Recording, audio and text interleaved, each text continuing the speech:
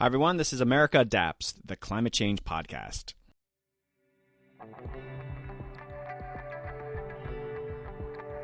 Welcome back, Adapters. You are in for a special treat. This week, my guest is Dr. Katharine Hayhoe of Texas Tech University. Yes, that Katharine Hayhoe who was on stage with President Obama and Leonardo DiCaprio last year talking climate change. And yes, we'll get into that event. Dr. Hayhoe and I dig into such issues as the U.S.'s recent pullout of the Paris Agreement. Surprisingly, she actually sees a major silver lining in that decision. We also discuss communicating climate change, and we dig deep into the world of evangelical Christianity and why climate change has been so controversial in that community. It is a rich, fascinating, and sometimes funny conversation. Okay, before we get started, next week I'm heading to the community-based adaptation conference in Kampala, Uganda. I'll be posting on my Facebook community group page for those interested. I'm really looking forward to that and talking to a lot of people in the international community focusing on adaptation. All right, don't forget to subscribe to the podcast. There's links in the show notes.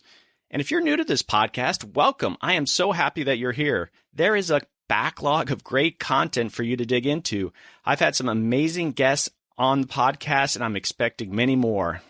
Famous climate change reporter Andy Revkin, Dr. Michael Mann, Bill McKibben has been on, but most of my guests are adaptation experts from around the country and even around the world. So take a look, go back and see some of the previous episodes, and I would love to hear from you if you have any comments on what you've heard. Okay, I will do most of the housekeeping at the end. All right, so let's get to Katharine Hayhoe. I hope you enjoy the episode. Welcome back, Adapters. On today's episode, I have a truly amazing guest, and I'm talking about Dr. Katharine Hayhoe, professor in the Department of Political Science and director of the Climate Science Center at Texas Tech University. Hi, Katharine. Welcome to the podcast. Thank you for having me. Well, it really is a thrill. You are a climate celebrity, and I mean, I'm sure you appreciate that by now, but I'm just thrilled to have you on the podcast. And I think I owe your presence on this podcast to a common friend, Sasha Peterson. That's right. He's a fellow Texan, right? He is. He lives in the Austin area. Sadly, I don't. But we both do a lot of work across Texas, and it's actually both surprising and encouraging, I think, to learn about all the different activity that is happening in Texas when it comes to both climate resilience and adaptation, as well as clean energy. Well, he was a previous guest, and so we've become friends in other areas, and so he made these introductions. And so, Sasha, if you're out there listening to this, and I'm sure you are, thank you, Sasha. Okay, Katharine, you're probably thinking I'm going to talk about climate change, and we will eventually. But first off, I just discovered that you studied quasars in a sort of a previous life. Now, that's awesome. Do you keep up with that field at all? I keep up with it for entertainment, and I'm super excited because in just 10 days, I'm going to be going to Norway to participate in a big science and music festival put on by Stephen Hawking. Yes, that's Stephen Hawking, and Brian Cox, who's kind of like the Neil deGrasse Tyson of the UK, where all of the speakers are astrophysicists or astronauts, and then they have one or two others, and I get to be one of the others. So I am really looking forward to catching up on what's the latest in cosmology, galactic astronomy, and all of that awesome, cool stuff. Well, how do you pivot from that kind of work to what you're doing now? And I'm glad you're doing what you're doing now, but that is such a radical departure.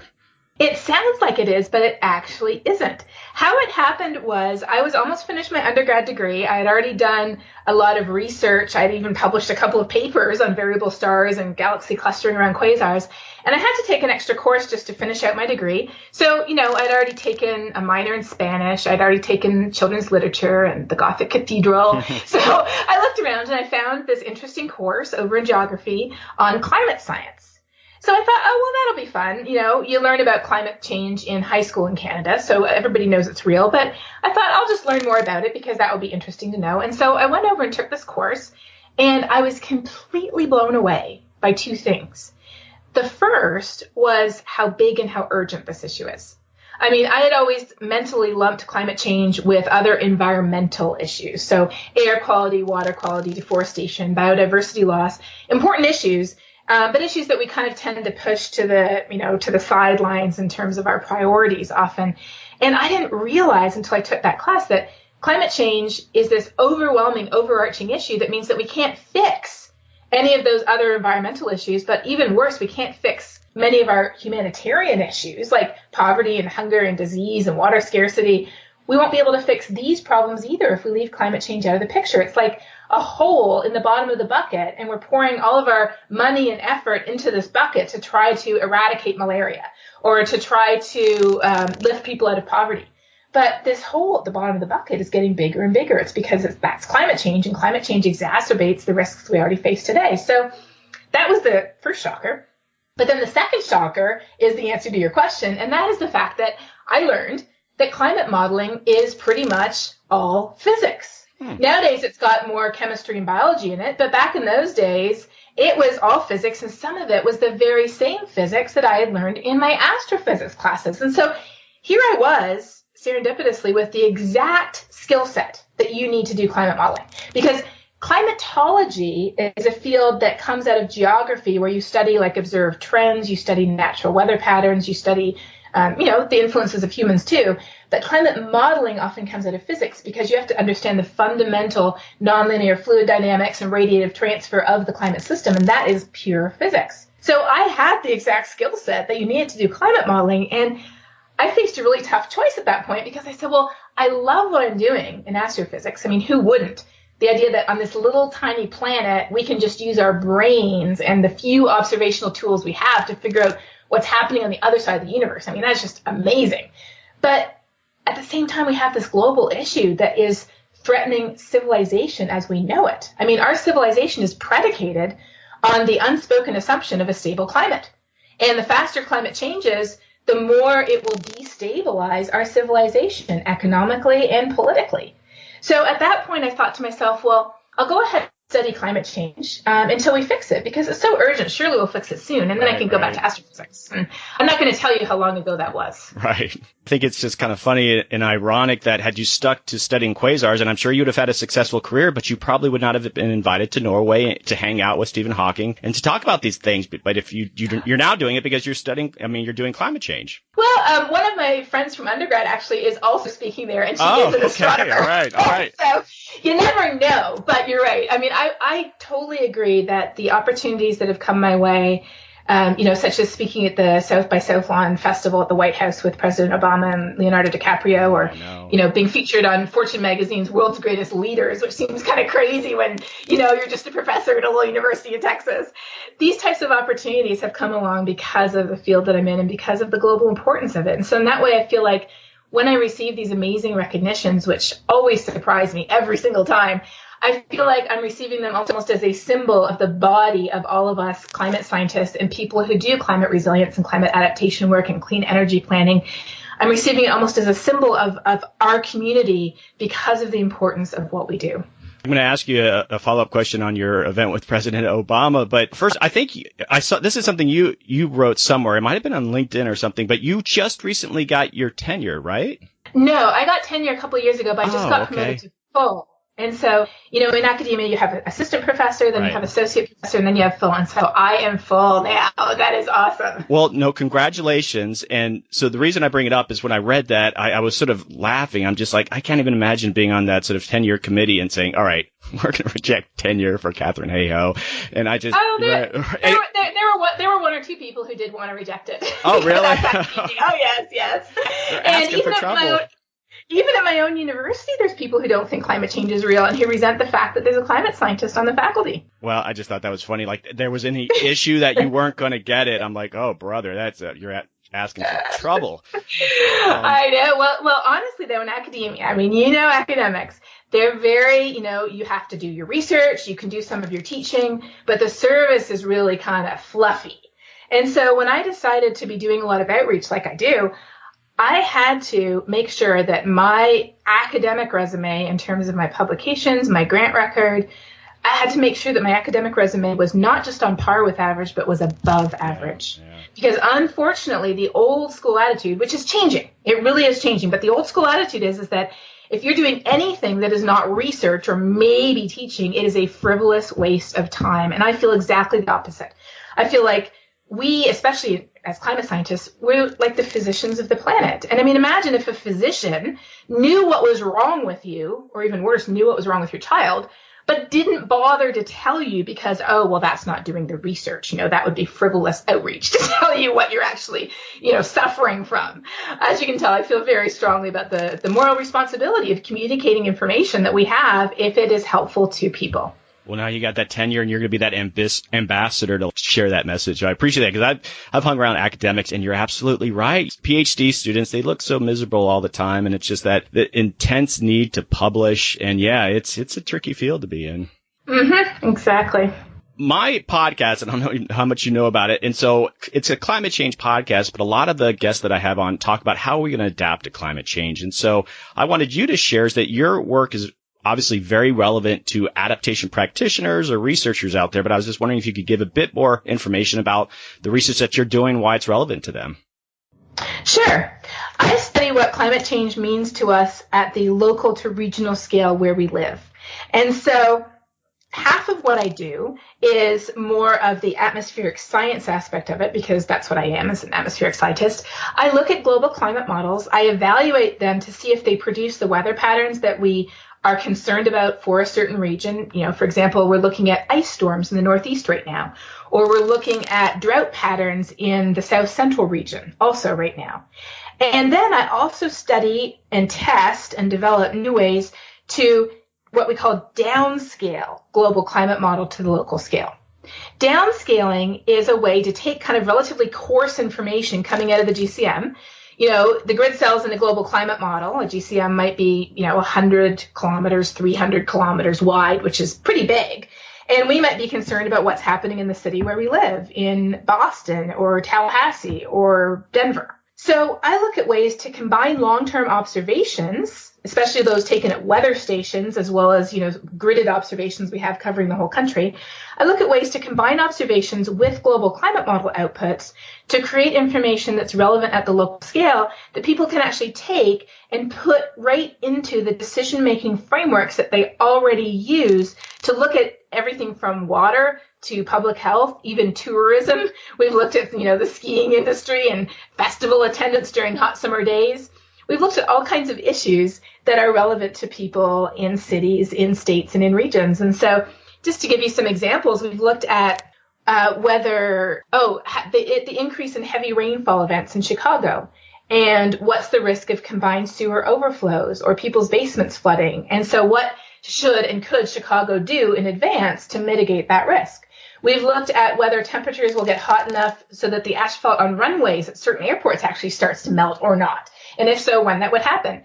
We look at when we'll get to the point where we have so many days over a certain high temperature that the rail lines on a rapid transit line would start melting and warping, and they'd have to shut down the rail lines and bus people, which would be very expensive. And so they want to know when that's going to happen so they can proactively replace the rail lines ahead of time.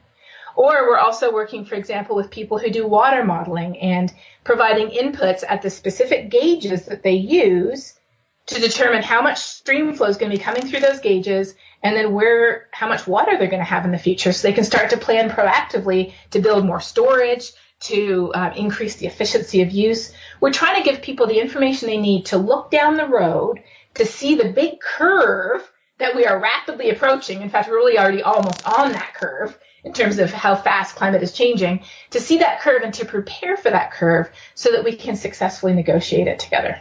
So this is just all that practical information that planners need. And I worked at the National Park Service, and I've been involved with scenario planning. And I just wonder your experience, because people have trouble getting their head around, okay, this is a future model or a future scenario, and how are we going to make a decision today based on what this model might say? And I mean, it sounds science, it's what you do, but how do you walk people through that based on it's almost like science fiction? The first thing I do is I start with historic trends. I mean, we have to build up trust in what we see already happening.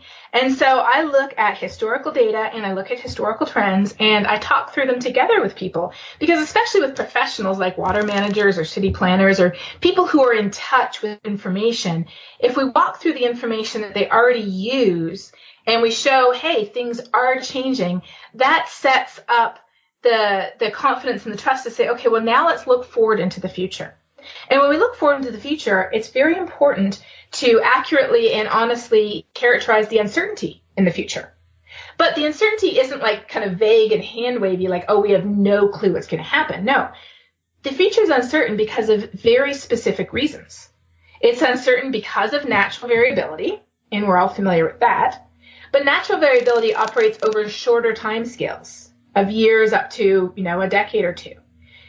Over longer timescales, and the further out in the future we go, the greater sources of uncertainty are scientific and human. What choices are humans going to make, and how is that going to affect the changes we see at the local to regional scale? So when I'm working with people, whether it's engineers or planners or land managers, talking about historical trends, talking about future projections, and talking very honestly and openly about here are the sources of uncertainty and here are the ranges that gives us around these future projections is typically a very positive way to move forward, because we're all used to coping with uncertainty. We do it all the time. We do it in our personal lives. We do it in our professional lives. And so as long as we have a handle on this is the range and this is where this uncertainty is coming from, we can then move forward with proactive decisions. Well, that was great. I've heard, sort of explanations like that before, but that was I learned. I'm like, okay, wow, that makes a lot more sense to me. And I've been exposed to this for a long time. Great. I'm just show my listeners how dumb I am. Okay, so people are thinking, Doug, what are you waiting for? And so it's been a few days since the big Paris decision. And so I just want to know what went through your head the moment you heard he made his decision. I deliberately did not listen to it. I figured, he's going to say what he's going to say. I'm just going to put myself in a good place. So I think I was out paddleboarding or something. All right, awesome. My happy place is on the water, because it's so hard these days, and I'm sure we all struggle with this. It's so hard to remain positive when all we hear is negativity coming from Washington, D.C. This person is saying, oh, we don't know what to do about it. And this other person is saying, oh, well, we can't fix it. It's too expensive. And then somebody else saying, oh, well, it's not even real, so why should we worry about it? And then somebody else saying, oh, if it gets bad, just pray about it and God will fix it. It's like, oh, well, let me just smoke for 50 years. And then when I get lung cancer, let me just pray about it and God will fix my poor decisions. God is like, no, I sent you doctors to tell you to stop smoking. Right. So it's hard to stay positive. And how do I stay positive? I stay positive by looking for the positives. In this day and age, we have to look for the positives. And there are a lot of positives out there once we start looking. Because our mental attitude, our mental state, depends on the input we receive. And if we're always looking for or consuming negative input, we're going to be depressed and anxious and frustrated and sad and angry. And believe me, I experience that full range, absolutely. Right. But I look for the positives. And when I look to the positives, I see a number of positives. I don't see a lot of positives for this administration or for the U.S. economy, especially the energy and the tech sectors, under the decision to pull out from the Paris Agreement. And so when I was asked to comment on that, my number one comment is, yes, it is officially a climate agreement, but what it really is a massive trade agreement to spur innovation in the clean energy economy, where China and India are already beating the pants off the U.S. I mean, like we said, there's 2 times more jobs in the renewable energy market now than there is in the fossil fuel-based electricity market. So we're taking a step backwards, and that is bad news for the economy. What types of silver linings might we see today? Well, we see the silver lining of states and cities and organizations that represent 30% of the U.S. emissions have already announced that they are going to meet the Paris Agreement targets. We also see that the world is free to move ahead now without having the potentially delaying influence of the United States in their negotiations. I mean, why did Exxon want a seat at the table? So that they could continue to influence the discussion. They don't have a seat at the table anymore. The U.S. can't actually legally pull out until 2020, and another president could rejoin, at which time the agreement would probably be stronger than it would be if the U.S. stayed in over the next 4 years. Will a certain amount of carbon be produced by the U.S. that wouldn't have been produced otherwise? Possibly, but possibly not. Even if Clinton had been elected and stayed in the Paris Agreement, she would have had a Republican Congress and possibly a Republican Senate too. And the Clean Power Plan was insufficient to meet the Paris Agreement targets. We need much more. We need a market-wide approach, such as, for example, a price on carbon, or any approach that works. Honestly, I'm kind of agnostic as to approaches. Just get something that works. So when we look for these bright linings of the dark cloud, they are there, and by focusing on them, that is what gives us the hope we need to keep going. Because fascinatingly and interestingly enough, when the opposition arises so strongly, that is when people get concerned. What I saw happening after January was that up until January, people were mostly complacent. The real issue isn't people who don't think climate change is real. The real issue is that we don't think it matters to us. And so up until January, people were like, oh, sure, but, the government will fix it. Well, guess what? All of a sudden, everybody collectively woke up and realized the government is not going to fix it. So NGOs, organizations that study climate change, climate resilience, climate lobbying, environmental groups, faith-based groups that talk about stewardship, all of a sudden, all these people started flooding in their doors. People are concerned. People are actually awake. People are, what's the opposite of complacent? Proactive. Proactive, yes. Okay. People are proactive now. And you know what? I think that's actually a good thing. Well, you pivoted right to my next question. I was going to ask, okay, let's not dwell on the negative. Let's look at the positives, especially in those days after. And like you said, I was so impressed with some of the states and groups that just stepped up. And like you just said, this notion, like with President Obama, obviously he was doing some good things on climate change, but it's kind of a low simmering threat. And now it's like the gun's pointed at you. How do you react? Things are real right now. And so I'm actually encouraged that we might take some really concrete steps on climate change because it's such an urgent situation. Mm-hmm. Exactly. I think that the chances of actually acting now are higher than they would have been before. I mean, the proof is in the pudding. We'll see what happens, in 4 years. But again, just the fact that 30% of the U.S. is going to meet the agreement, that is possibly more than even would have happened if the election had gone a different way. That's just insane. But yeah, we got to look for those silver linings. Yep. Katharine, I want to pivot a little bit, and I mean, it's all related, but you are a master communicator, and you talk a lot about, you get invited to everything, you get invited on podcasts, TV shows, and so you get it. And so I want to talk a bit about your skill set, because I think there are a lot of people in the science realm who want to learn from that. And so first off, I mean, what are you kind of working on your own? I know you get invited to do all sorts of things, but are there things on your own that you're doing focusing on climate communication? Yes, there definitely are. So I am fascinated by the social science of communication and of understanding our perspectives and attitudes. So personally, I mean, if there's a new paper out by the people at Yale who do the public opinion work, Tony Lazarowitz, or the people at George Mason University, Ed Maybach's group, or by Dan Kahan, who looks at attitudes and perspectives and, how it affects where we are. I love that stuff. I just eat it up and I try it out.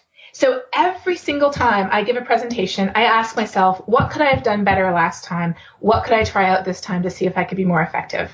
I kind of see myself almost like as a living experiment of trying to implement these ideas and these understandings. And I'm really excited because we've started to conduct a series of studies now where I literally am the guinea pig.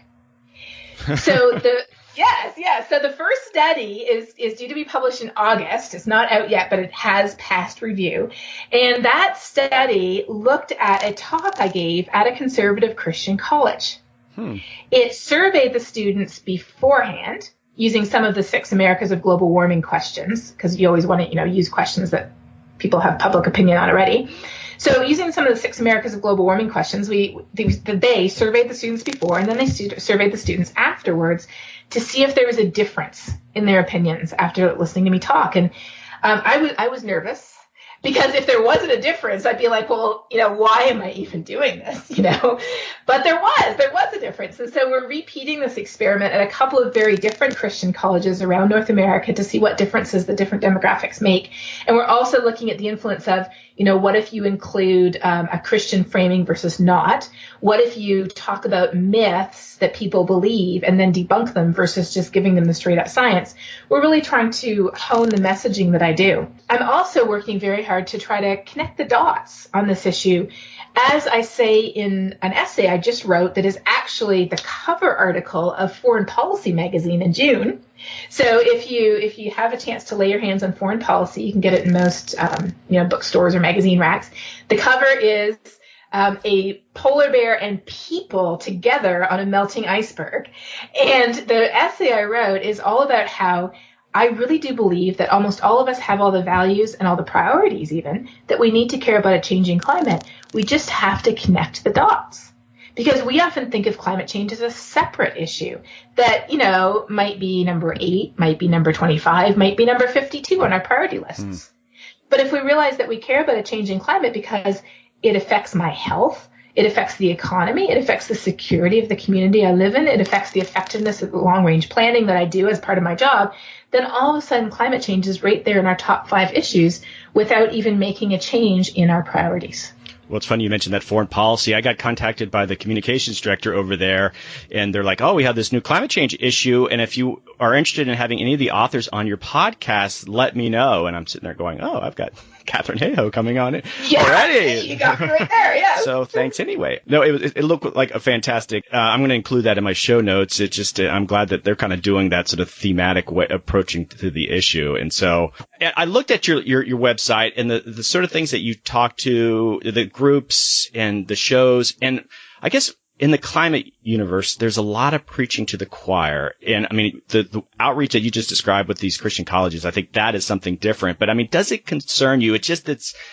I'm part of that. I know probably with this podcast, but I mean, do you actively try to fight that? Yes. I mean, I get a ton of invitations. I get way more invitations that one human can possibly fulfill, especially a human with a full-time job elsewhere. So I deliberately filter my invitations by, if I said no, would they invite somebody else? Would they invite another climate scientist? And if the answer to that is no, then that's usually the ones I go to. I also tend to go to ones, too, where we're talking to people about how do we talk about this, because the most effective thing to do is to have lots of us out there talking about this, not just one person. So it isn't just Christian colleges, though. In fact, the majority of the groups I talk to that are not really on board with, even if they're on board with the idea climate is changing, which most people actually are today, they're not really on board with the idea that this is something they have to worry about. A lot of those groups are planners, water planners, city planners, land managers. A lot of the groups I speak to aren't necessarily faith-based groups, but they're very conservative groups, especially in, Texas, Oklahoma, the whole southern U.S. They're conservative groups that don't really like to do something differently, especially if that different thing is associated politically with the left-hand side of the spectrum.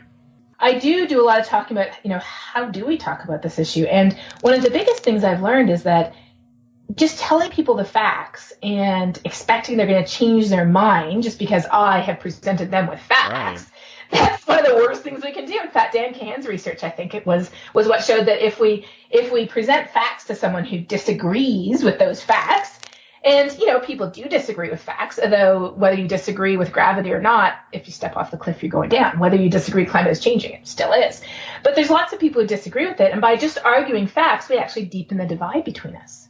And so I have this short PBS digital series that's on YouTube called Global Weirding. All the videos are about 5 minutes long. And one of the videos is called, If I Just Tell Them the Facts, They'll Change Their Mind, Right? And the answer to that is, of course, wrong. So that's a fun little video to watch. And then I also have a much longer full-length lecture I gave at the University of Minnesota last year where I talk about, can we change people's minds on climate? And if so, how do we talk about climate change in a way that actually does change people's minds? And the answer is not arguing facts. It's talking about solutions that are compatible with the priorities and the values and even the ideologies that people already have. Okay, I hope you are enjoying the episode. There is more great content from Katharine to come. Don't forget, America Adapts is now a charitable organization, and we're looking for your support. There are links to donate to America Adapts in the show notes. It's very simple, it's easy, and most importantly, it's incredibly appreciated. The goal of America Adapts Media is to get out in the field more and to do podcasts. Now, I've gone out and I've done a podcast at Harvard University. I'm heading off to Uganda. This is the next phase of America Adapts, and we're looking for support to do these things. So I hope you see this as an opportunity to get the word out on adaptation. So thank you. Okay, now back to Dr. Hayhoe.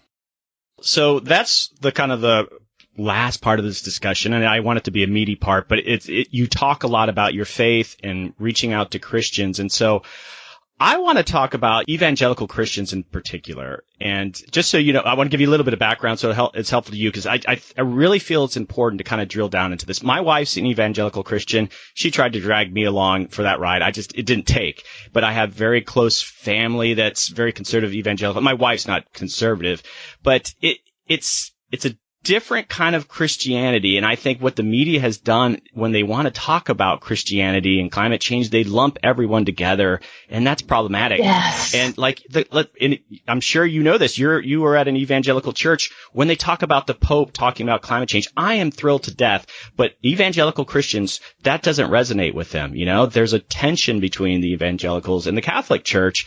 And when you lump them together, that creates trouble.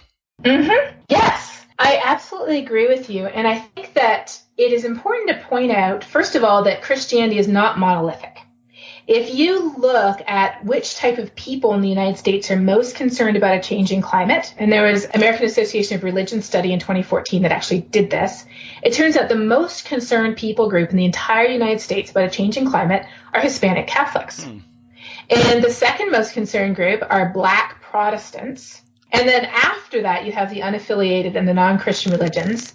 And then you have the white mainline Protestants, the white evangelicals, and the white Catholics.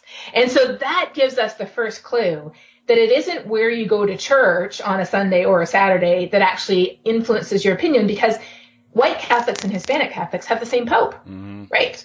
And yet they are at the exact opposite ends of the spectrum in terms of their levels of concern about a changing climate.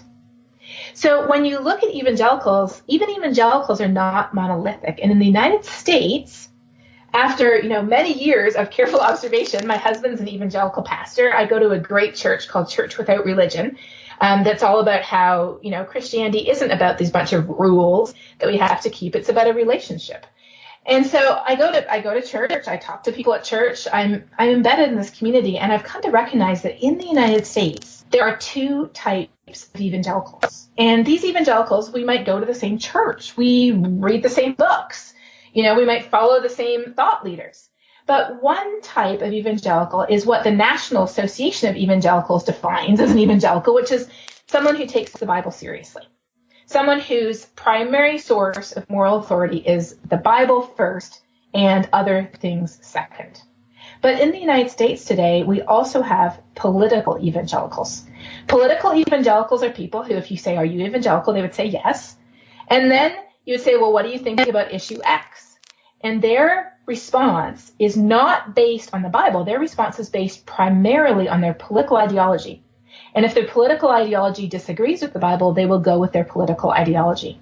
And in fact, studies have showed that many evangelicals who voted for Trump don't even go to church. Yeah. So we have this idea that evangelicals are, X, but actually within the evangelical community, there are people who are extremely sincere and thoughtful and take the stewardship of the planet seriously and the care for the poor seriously. I mean, the National Association of Evangelicals has even published a report predating the Pope's encyclical about how caring for the poor is caring about climate change.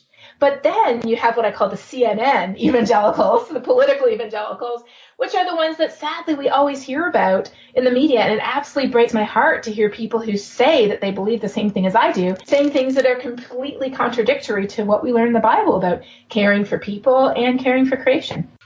You had mentioned one of the things that doesn't work is you go up there and say, here are the facts. And I think about my experience in the church. Like, I think secular America really has no clue what's going on in those churches. And so you go into a vibrant church and they have Bible study groups and people are getting to know each other. And this idea of, you're sharing your testimony with your fellow Christians in that church. And I was just shocked at the things that people would share and this sort of sense of community, and you could say almost anything and they're going to accept you because you're asking for forgiveness.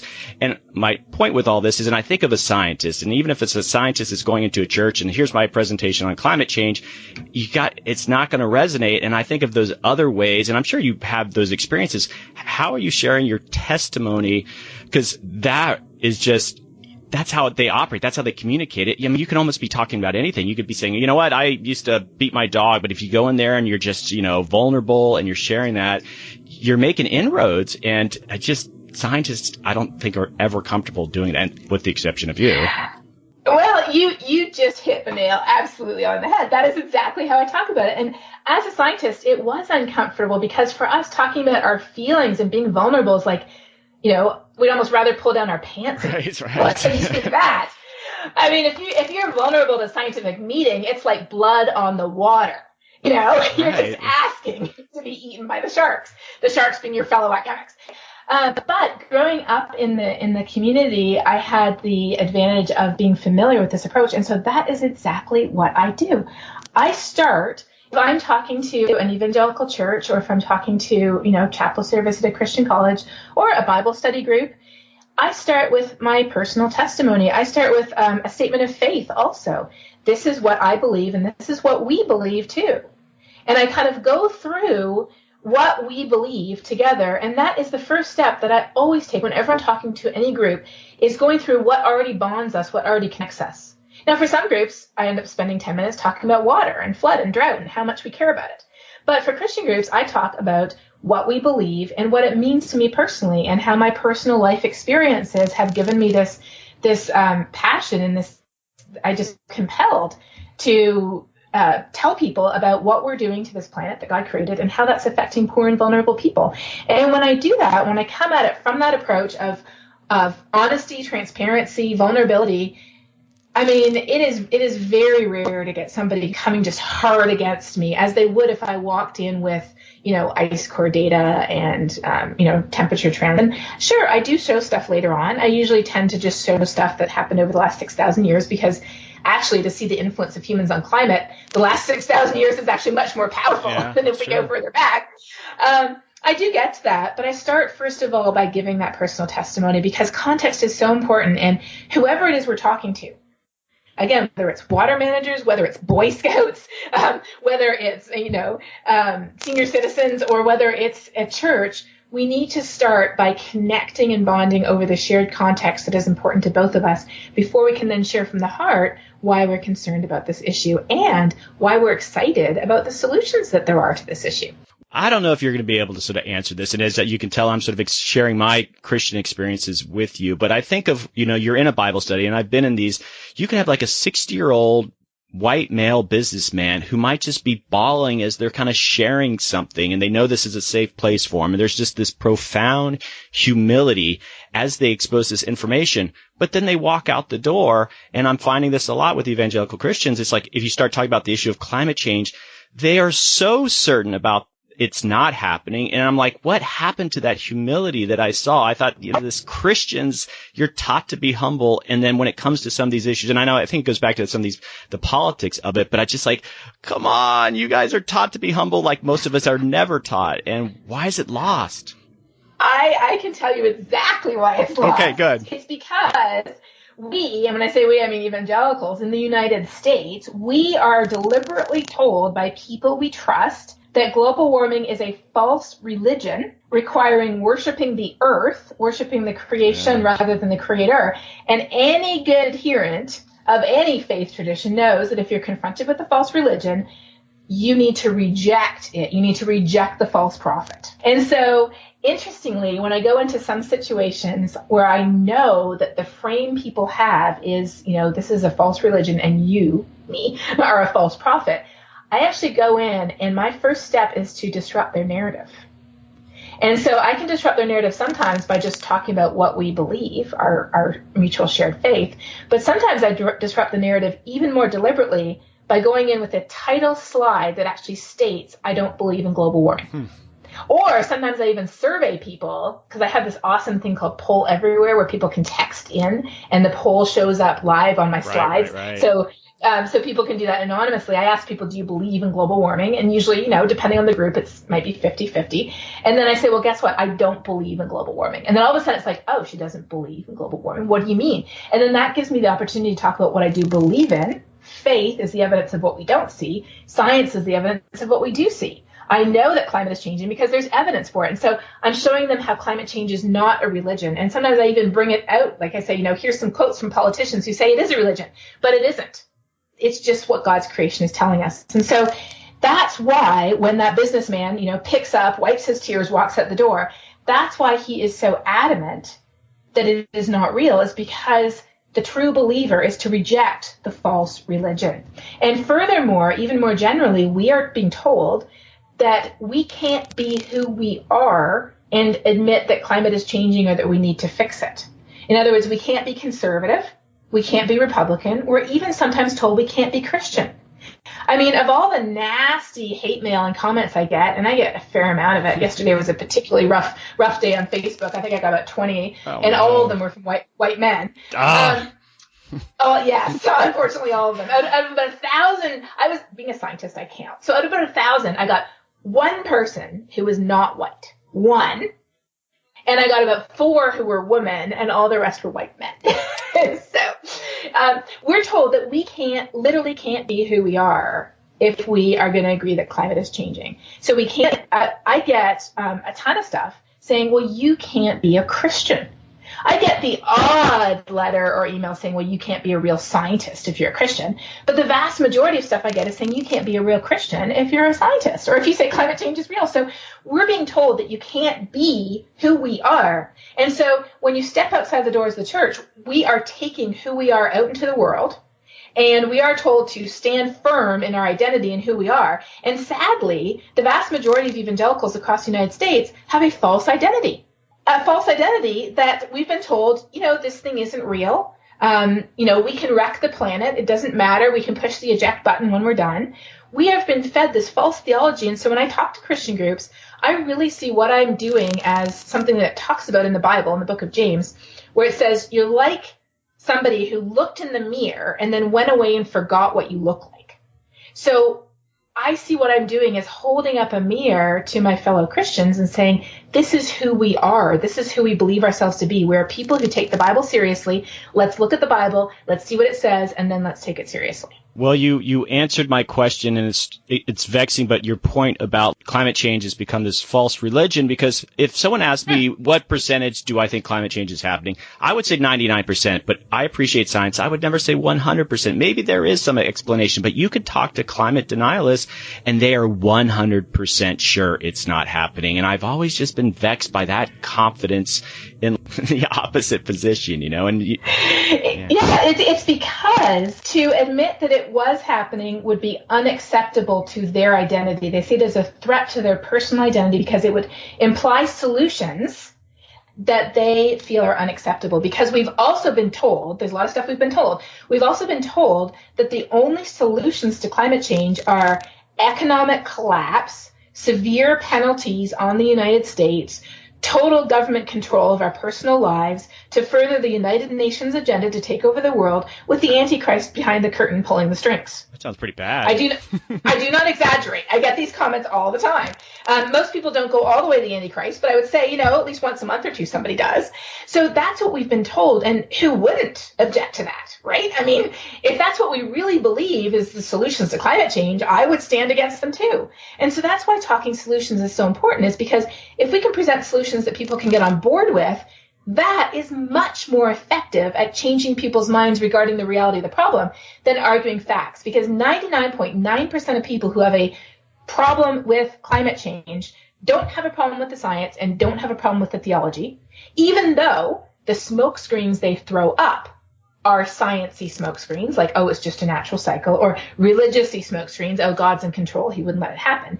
These are only smoke screens for the real reason, and that is that they cannot agree with the perceived solutions. And that's why talking solutions is so powerful. Oh, I hate that one where they're like, someone says, oh, that's what God won't let this happen. It's just like, when did you start speaking on behalf of God? Everyone makes themselves God. That's just, yeah. Exactly. And again, I mean, it's like, God, it even says in the Bible, you reap what you sow. God gave us free will to make decisions because God wants to treat us like adults, not babies. And the fact we have that ability to make bad decisions means that we can make bad decisions with bad consequences. And that's what climate change is. I want to wrap this up relatively soon. This has been an amazing conversation, but just, I was thinking you're out there and we need a dozen more of you. And I'm curious because it sounds like you have really put some deep thought on how you could be more effective, especially in Christian circles. But do you ever just think, like, do you have a wish list of Christian leaders out there, public Christian leaders who are, some of them might be hostile to climate change, where you just would be, if I could be in a room with them, or if they could be like converted? I mean, are there some folks out there that you think could make just massive inroads to the evangelical community? The sad thing is that people have tried that and it has failed for two reasons. They put, pastors and ministers on boats and took them to Alaska to show them, the evidence of climate change with their own eyes. They've taken Christians from Malawi and from poor countries in Africa that are already suffering devastating impacts from climate change and taken them around to U.S. churches to actually provide a personal witness and testimony that this is real. And all of these efforts are good efforts, and they're certainly useful efforts, but ultimately they have failed for two reasons. One is, in the evangelical world, leadership is fairly temporal. Temporal, yeah. It passes quickly. The flavor of the year in terms of popular authors or pastors or, podcasts or radio shows or television shows, the flavor tends to change relatively quickly. I mean, each person has their devoted audience who's always with them. But, the hot person who everybody's listening to or watching or using in their Bible study group, it changes so quickly. And coupled with that is the fact that many leaders who were taken on these trips or who were exposed to this information have decided it's not the hill I want to die on. It would be such an unpopular thing for me to say that I would lose so many of my followers or supporters or financial supporters or even fans in the case of the musicians who went to Paris. I would lose so many people. It's just not worth it to me. I feel like I can do more good if I don't really speak out on this issue. And then the third point is that when you actually look at this issue, where do pastors of individual churches get their information? The evangelical world is so fragmented. There's no pope. There's no main leader. The majority of evangelicals and evangelical pastors don't necessarily get their information from a central source, a specific organization or ministry or seminary.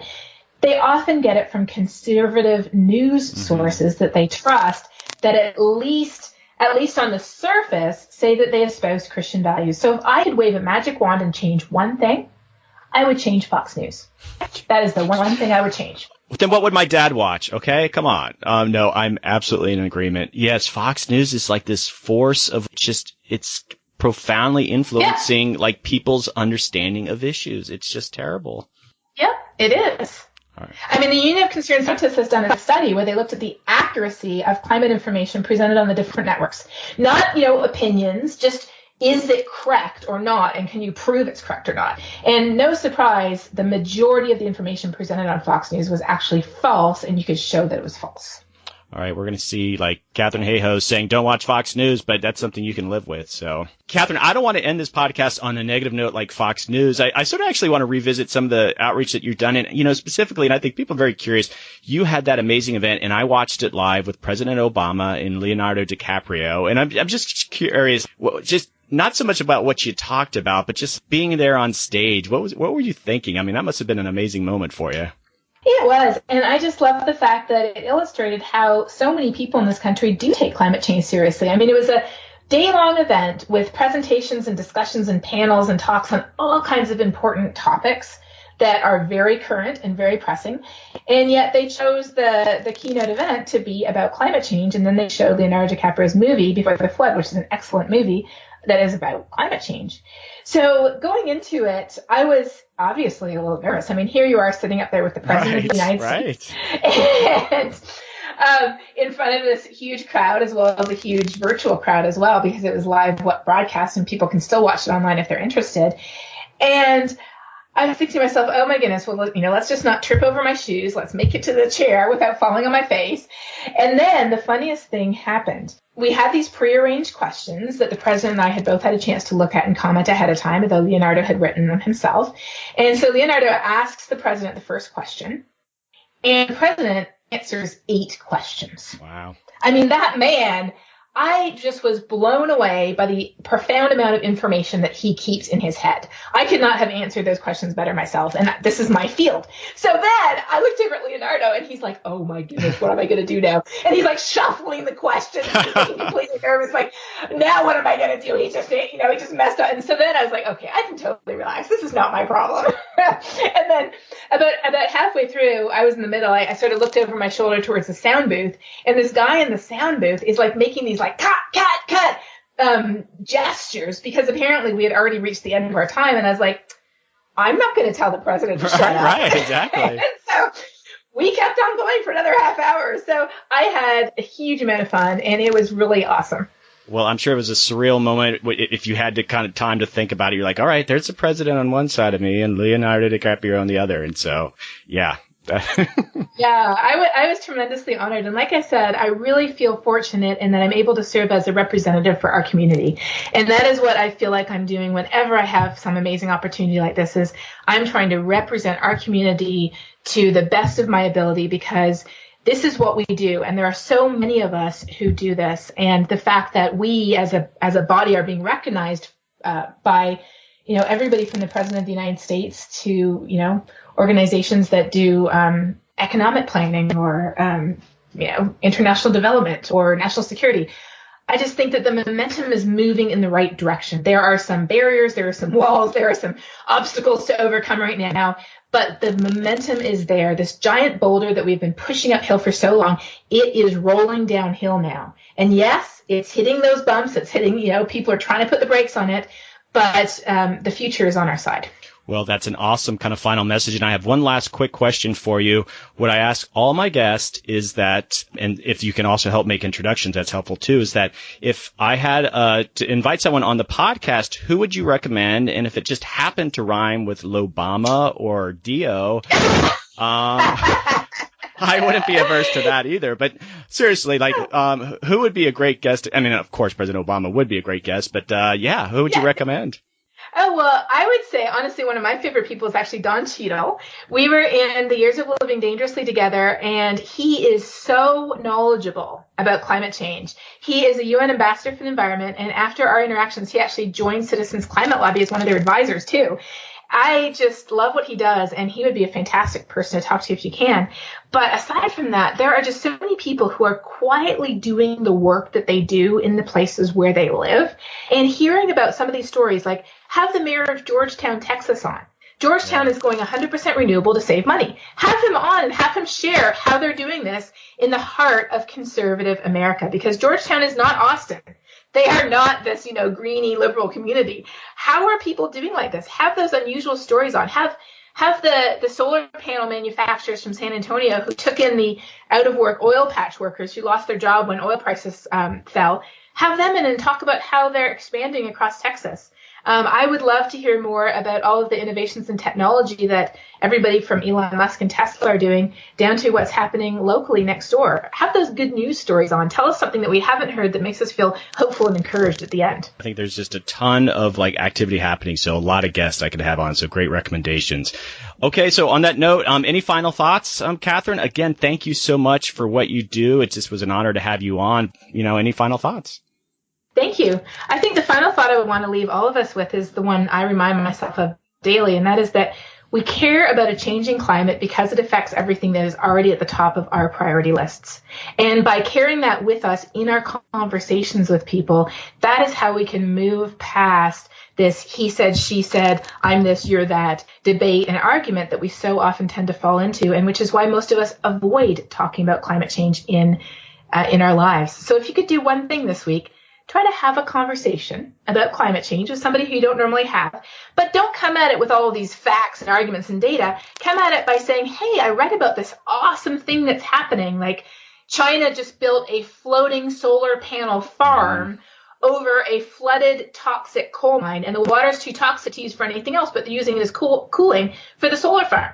And you could talk about that with somebody, and somebody would be like, oh, really? I thought China was building a coal-fired power plant today. And you'd be like, no, they're actually shutting down coal-fired power plants now. And you can have this amazing conversation without any argument, and so often with stunning agreement with somebody who might not be on the same page, or somebody who much more frequently just really isn't interested or doesn't care. Well, that's an awesome final thought. And I just want to throw out that you have an open invitation. You are not at a loss of places that you can talk, but you always have an open invitation if there's a paper you're releasing or something you're doing. I would love to have you back on again. But thank you so much. And for all you listeners out there, this is America Adapts. Thank you. Great chatting. All right, that's a wrap, adapters. That was an amazing conversation with Dr. Hayhoe. It was truly a treat for me. I felt like I got to know her. As you can tell, she's just a very personable person. I invited her back on, and even after what you heard, she had suggested that there's a report she's involved in. She thought she could come back on for that. So I will extend that invitation again. She is out there talking to a lot of groups, doing some amazing things, and I was really fortunate to get her on the podcast, and I thought it was just a fascinating conversation, and I learned a ton, and I hope you did too. Okay, some housekeeping. Don't forget to subscribe to the podcast. The advantage of subscribing is that it shows up in your whatever app you're using on your smartphone. It shows up every week, and this is generally a weekly podcast, and so subscribe. And please, if you're thinking of ways to supporting the podcast, one of the simplest ways that you can do is write a review. And if you click on that iTunes link, you can go in there. And Apple has made this somewhat difficult, but you write a review. You can give it how many stars you want, hopefully 5 stars, but also write something if you feel so inclined on why you like the podcast or even recommendations on future guests and such. So that would be greatly appreciated. I've mentioned this before. I want to highlight a partnership that we have with the American Society of Adaptation Professionals. Beth Gibbons is the managing director over there. They are a relatively new professional society bringing together the best and brightest minds in adaptation. I obviously support that. So you can be part of this network. So consider joining ASAP. You can find them at adaptationprofessionals.org. That again is adaptationprofessionals.org. Consider joining or just learning more about what they do. Okay, again, if you consider donating to America Adapts Media, I'd mentioned this in the previous podcast, we are now a tax-deductible charitable organization. And so your donation is tax-deductible. And I am very interested in finding the resources that we can tell the story of adaptation. And I'm hoping you guys see this as opportunity too, that we need to get the word out that adaptation is going to be this great journey that society takes over the next 100, 200 years. And I want to tell those stories, and I certainly need your support to do that. There's buttons within the show notes, and I just hope that we can keep doing this for you and bringing these amazing stories and these amazing guests. And so, yes, it was a transition that we took just a few months ago where it just became a podcast, but now transitioned. The Social Good Fund is our fiscal sponsor, and that allows us to be a charitable organization. So it was a very exciting news for America Adapts. Okay, on that note, next week's episode is sort of a hodgepodge. I have another episode of Australia Adapts, and I'm also bringing on in a short interview some of my youngest listeners. 2 young men from Portland, Oregon are coming to the nation's capital to lobby their congressional delegation on carbon issues. And so I'm very excited they reached out to me, and I'm going to go to the Capitol and do a micro podcast with them. And so that should be on next week's episode too. Looking forward to that. And finally, let's see. Well, no, that's it, I think. All right. I hope everyone has a fantastic week. Don't forget what we're doing here. We are building a community of adapters, and let's do this together. All right. Take care.